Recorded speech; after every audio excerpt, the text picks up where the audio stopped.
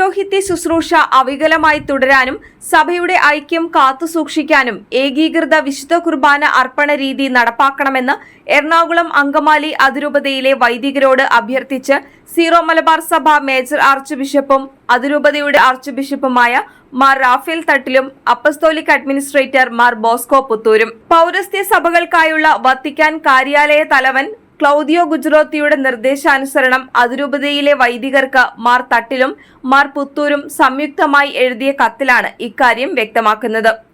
ഏകീകൃത കുർബാന നടപ്പാക്കുന്നതിൽ യാതൊരു വിട്ടുവീഴ്ചയും അനുവദിക്കില്ലെന്ന വത്തിക്കാൻ നിലപാട് കത്തിൽ പ്രത്യേകം പരാമർശിക്കുന്നുണ്ട്. കത്തിൽ 6 കാര്യങ്ങളാണ് വ്യക്തമാക്കുന്നത്. 2 തവണ മാർപ്പാപ്പ പ്രത്യേകം അഭ്യർത്ഥിച്ചിട്ടും കുർബാനക്രമം നടപ്പാക്കിയില്ലെന്ന ഗുരുതരമായ വീഴ്ചയാണ് ആദ്യമായി പറയുന്നത്. ഇനി ഇക്കാര്യത്തിൽ പ്രത്യേക ഒഴിവ് ഒരു കാരണവശാലും നൽകില്ലെന്ന് അർത്ഥശങ്കയ്ക്കിടയില്ലാതെ രണ്ടാമതായി വ്യക്തമാക്കുന്നു. സമയബന്ധിതമായി കുർബാനയർപ്പണം നടപ്പാക്കാനുള്ള കർമ്മ പദ്ധതി ഏപ്രിൽ 25 മുൻപ് അപ്പസ്തോലിക് അഡ്മിനിസ്ട്രേറ്ററെ അറിയിക്കണമെന്ന് മൂന്നാമതായി ഓർമ്മിപ്പിക്കുന്നു. അവസാന അവസരമായി കണ്ട് വൈദികർ ഇതിനോട് സഹകരിച്ചില്ലെങ്കിൽ അച്ചടക്ക നടപടി ഉണ്ടാകുമെന്ന് നാലാമതായി കത്ത് മുന്നറിയിപ്പ് നൽകുന്നു. ഇടവകകളിൽ വർദ്ധിച്ചുവരുന്ന വിഭാഗീയത അതിരൂപതയ്ക്ക് നന്മയാകില്ലെന്ന് അഞ്ചാമതായി ഓർമ്മപ്പെടുത്തുന്നു. ജനാഭിമുഖ കുർബാനയോട് വൈകാരിക അടുപ്പമുണ്ടെങ്കിലും പൗരോഹിത്യ ശുശ്രൂഷ അവികലമായി തുടരാനും സഭയുടെ ഐക്യം കാത്തുസൂക്ഷിക്കാനും ഏകീകൃത വിശുദ്ധ കുർബാന അർപ്പണ രീതി ത്യാഗപൂർവം നടപ്പാക്കാനാണ് അവസാനമായി മാർ തട്ടിലും മാർ പുത്തൂരും വൈദികരോട് അഭ്യർത്ഥിക്കുന്നത്. മേജർ ആർച്ച് ബിഷപ്പിന്റെയും അപ്പസ്തോലിക് അഡ്മിനിസ്ട്രേറ്ററുടെയും കത്തിന്റെ പൂർണ്ണരൂപം ഇങ്ങനെ: വിശുദ്ധ കുർബാനയുടെ അർപ്പണ രീതിയുമായി ബന്ധപ്പെട്ട് നമ്മുടെ അതിരൂപതയിൽ നിലനിൽക്കുന്ന പ്രശ്നങ്ങൾ പരിഹരിക്കേണ്ടത് ഒരു അടിയന്തര കാര്യമായി തീർന്നിരിക്കുന്നു.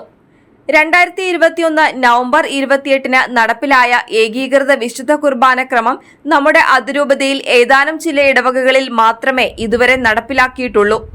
സിനഡിന്റെ ഈ തീരുമാനം നടപ്പിലാക്കാൻ അതിരൂപതയോട് മാത്രമായി പരിശുദ്ധ പിതാവ് ഫ്രാൻസിസ് മാർപ്പാപ്പ 2 തവണ പ്രത്യേകം ആഹ്വാനം ചെയ്തതുമാണ്. എന്നാൽ ഇതുവരെയും നമുക്ക് അതിന് സാധിച്ചില്ല.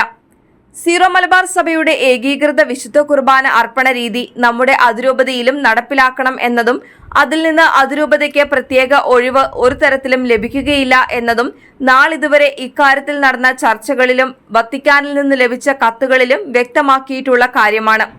ഈ സാഹചര്യത്തിലാണ് എറണാകുളം അങ്കമാലി അതിരൂപതയുടെ മെത്രാപ്പോലിത്ത കൂടിയായ മേജർ ആർച്ച് ബിഷപ്പും അതിരൂപതയുടെ ഭരണ ചുമതല ഇപ്പോൾ നിർവഹിക്കുന്ന അപ്പസ്തോലിക് അഡ്മിനിസ്ട്രേറ്ററും ഒരുമിച്ച് ഇങ്ങനെയൊരു കത്ത് അതിരൂപതയിലെ എല്ലാ അച്ഛന്മാർക്കും എഴുതുന്നത്. പരിശുദ്ധ പിതാവ് ഫ്രാൻസിസ് മാർപ്പാപ്പയുടെ വീഡിയോ സന്ദേശത്തിന് ശേഷവും ഏകീകൃത കുർബാന ക്രമം അതിരൂപതയിൽ നടപ്പിലാകാത്തത് പരിശുദ്ധ സിംഹാസനം വളരെ ഗൗരവത്തോടെയാണ് കാണുന്നത്.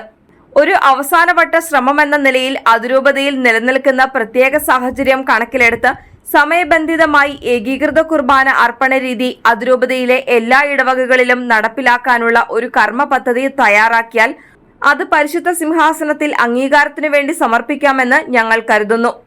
2024 മെയ് മാസത്തിൽ റോമിൽ നടക്കുന്ന അധികാരികളുമായുള്ള കൂടിക്കാഴ്ചയിൽ ഈ കർമ്മ പദ്ധതി അവതരിപ്പിക്കണം.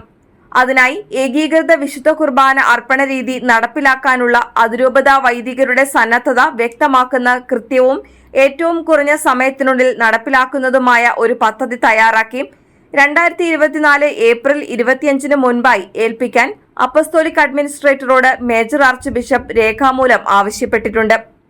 പൗരസ്ത്യ സഭകൾക്കു വേണ്ടിയുള്ള കാര്യാലയത്തിന്റെ തലവൻ കർദിനാൾ ക്ലൗദിയോ ഗുജറാത്തി ഈ ദിവസങ്ങളിൽ എഴുതിയ കത്തിൽ വ്യക്തമാക്കിയിരിക്കുന്നത് പോലെ അവസാനവട്ട അവസരവും പ്രയോജനപ്പെടുത്താതെ വിശുദ്ധ കുർബാനയുടെ ഏകീകൃത ക്രമം നടപ്പിലാക്കാത്ത വൈദികർക്കെതിരെ സഭാ നിയമം അനുശാസിക്കുന്ന അച്ചടക്ക നടപടികൾ സ്വീകരിക്കേണ്ടതായി വരും എന്നതും ഈ കത്തിലൂടെ വ്യക്തമാക്കാൻ ആഗ്രഹിക്കുന്നു. അതുകൊണ്ട് ഏകീകൃത വിശുദ്ധ കുർബാന അർപ്പണ രീതി നമ്മുടെ എല്ലാ ഇടവകകളിലും നടപ്പിലാക്കാൻ ഉതകുന്ന ഒരു കർമ്മ പദ്ധതി തയ്യാറാക്കാൻ ബഹുമാനപ്പെട്ട അച്ഛന്മാർ അപ്പസ്തോലിക് അഡ്മിനിസ്ട്രേറ്റർ പിതാവിനോട് സഹകരിക്കണമെന്ന് അഭ്യർത്ഥിക്കുന്നു. ഏകീകൃത കുർബാന അർപ്പണ രീതി നടപ്പിലാക്കുന്നതുമായി ബന്ധപ്പെട്ട് ഇടവകകളിൽ വിഭാഗീയത വളർന്നു വർദ്ധിക്കുന്നതുമായ സാഹചര്യം നമ്മുടെ അതിരൂപതയ്ക്ക് ഒരുവിധത്തിലും നന്മയാവില്ല എന്നതും പ്രിയപ്പെട്ട അച്ഛന്മാർ കണക്കിലെടുക്കുമല്ലോ. ജനാഭിമുഖ കുർബാനയോടുള്ള വൈകാരികമായ അടുപ്പം മനസ്സിലാക്കുമ്പോൾ തന്നെ കർത്താവ് വലിയ കരുണയോടും പ്രതീക്ഷയോടും കൂടെ തന്റെ സഭയിലൂടെ നമ്മെ ഭരമേൽപ്പിച്ച പൗരോഹിത്യ ശുശ്രൂഷ അവികലമായി തുടരാൻ നിങ്ങൾക്ക് ഓരോരുത്തർക്കും കഴിയേണ്ടതിനും സഭയുടെ ഐക്യം കാത്തുസൂക്ഷിക്കുന്നതിനും വേണ്ടി ഏകീകൃത വിശുദ്ധ കുർബാന അർപ്പണ രീതി ത്യാഗപൂർവം നടപ്പിലാക്കാൻ നിങ്ങളോട് ഞങ്ങൾ ഒരിക്കൽ കൂടി അഭ്യർത്ഥിക്കുന്നു. ദൈവമഹത്വവും കർത്താവിന്റെ സഭയിലെ ഐക്യവും കൂട്ടായ്മയും സാധ്യമാക്കുന്നതിനു വേണ്ടി പ്രവർത്തിക്കാൻ ആവശ്യമായ അനുഗ്രഹം പരിശുദ്ധാത്മാവ് നിങ്ങൾക്ക് നൽകട്ടെ എന്ന് പ്രാർത്ഥിച്ചുകൊണ്ട് നിങ്ങളെല്ലാവരെയും ഈശോയുടെ തിരുഹൃദയത്തിൽ സമർപ്പിക്കുന്നുവെന്ന് ആശംസിച്ചാണ് major arch bishop Mar Raphael തട്ടിലും അപ്പസ്തോലിക് അഡ്മിനിസ്ട്രേറ്റർ മാർ ബോസ്കോ പുത്തൂരും കത്ത് അവസാനിപ്പിക്കുന്നത്. അതേസമയം വത്തിക്കാന്റെ താക്കീത് വൈദികർക്ക് കത്തായി അയക്കുന്നതിന് പകരം അഡ്മിനിസ്ട്രേറ്റർ മാർ ബോസ്കോ പുത്തൂർ അതിരൂപത വൈദിക യോഗം വിളിച്ചത് ഏറെ വിവാദമായി കഴിഞ്ഞു. കഴിഞ്ഞ തിങ്കളാഴ്ച എറണാകുളം അതിരൂപത ആസ്ഥാനത്ത് വിളിച്ചുകൂട്ടിയ ഫൊറോന വികാരിമാരുടെ അഭിപ്രായത്തെ മാനിച്ചും papal delegate Mar Cyril Vasil, major arch bishop Mar Raphael Thattil എന്നീ പിതാക്കന്മാരുടെയും അനുമതിയോടെയാണ് വൈദിക കൂട്ടായ്മ വിളിച്ചുകൂട്ടിയതെന്നാണ് ബന്ധപ്പെട്ടവർ അവകാശപ്പെട്ടത്. എന്നാൽ ഇപ്രകാരം ഒരു കൂട്ടായ്മ വിളിച്ചു ചേർക്കേണ്ടത് അനിവാര്യമായിരുന്നോ എന്ന ചോദ്യത്തിന് വ്യക്തമായ മറുപടി പറയാൻ മാർ ബോസ്കോ പുത്തൂരിന് പോലും കഴിയുന്നില്ല.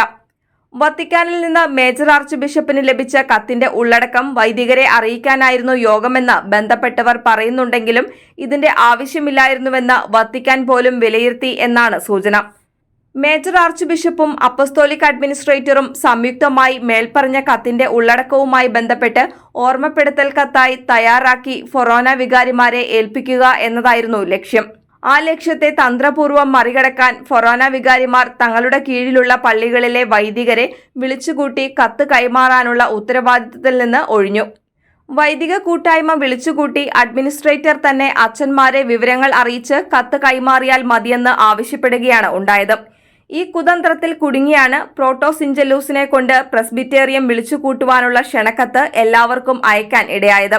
കത്തുകൾ വൈദികർക്ക് പോസ്റ്റ് വഴി അയച്ചു കൊടുത്താൽ മതിയെന്നിരിക്കെ അതിന് തുനിയാതിരുന്നത് മാർ ബോസ്കോ പിതാവും കൂരിയയും വിമതരോട് ചേർന്ന് നടത്തിയ ഗൂഢാലോചനയെ തുടർന്നാണെന്ന് ആക്ഷേപമുണ്ട്.